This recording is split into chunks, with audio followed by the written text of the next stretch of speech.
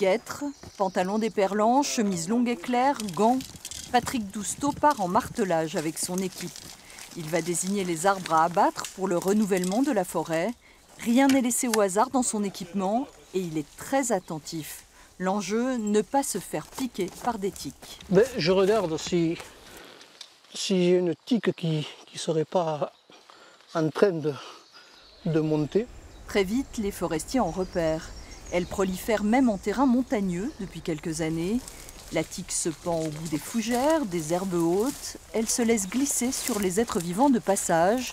Les hommes sont des proies comme les autres. Chaque fois qu'on a une pause, on se regarde machinalement. C'est devenu une habitude. Christophe Godet est responsable de la santé au travail. Il passe régulièrement dans les équipes rappeler les consignes.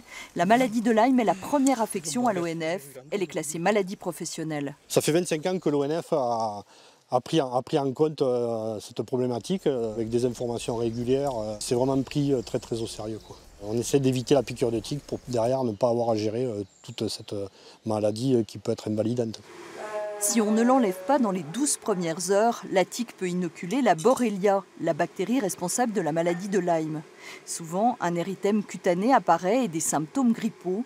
Il faut consulter et se faire prescrire des antibiotiques. Sinon, les choses peuvent s'aggraver, ce dont témoigne le médecin qui suit les agents de l'ONF. On va passer sur la phase secondaire, voire tertiaire, avec des symptômes qui sont neurologiques, articulaires, et qui peuvent même aussi atteindre l'œil ou le cœur.